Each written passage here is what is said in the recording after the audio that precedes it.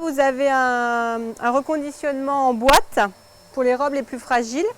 Donc on les met à plat, comme ça il n'y a plus de tension sur le haut de la robe.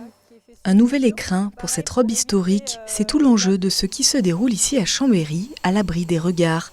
Parallèlement à la rénovation du musée savoisien, le chantier des collections a commencé il y a 7 ans. Chaque objet est nettoyé, reconditionné, référencé. Un travail de fourmi qui a permis au musée de compter près de 100 000 objets dans ses collections, contre 70 000 initialement.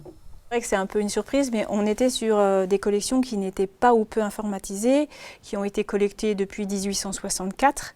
Donc il y avait beaucoup de cahiers d'inventaire, mais avec des périodes entre guillemets plus ou moins sombres. Les rénovations sont souvent accompagnées de chantiers des collections parce qu'il faut assurer le déménagement, la traçabilité des collections.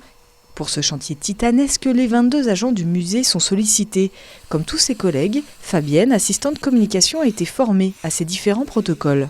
Je suis en train d'aspirer les petits œufs de mythe. Et ce qui est génial, c'est que du coup, en tout cas pour moi, c'est que ça me donne vraiment une vision globale des collections du musée. Pour la collection textile, près de 800 pièces sont à nettoyer et reconditionner. L'ensemble a été traité plus tôt contre les insectes grâce à l'anoxie, une bulle géante qui les prive d'oxygène. Un protocole a aussi été établi pour chaque type d'objet. Tout a été pensé et anticipé. La plupart des conditionnements sont réalisés sur mesure par les équipes du musée.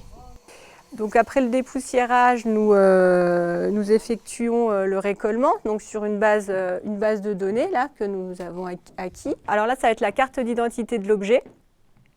On va lui donner son nom, donc ici la robe. On va la décrire.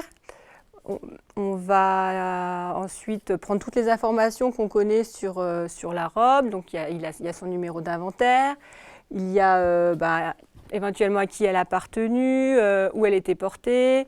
Donc ici, par exemple, à Saint-Sorlin-d'Arves, etc., etc. On remplit tout ça. Surtout, on va donner son état de conservation. Chaque objet est ensuite photographié et référencé dans la base de données.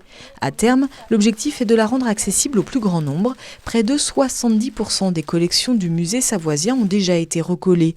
Le chantier se poursuit en attendant la réouverture au public du parcours permanent et la construction de réserves pour accueillir ces milliers de trésors.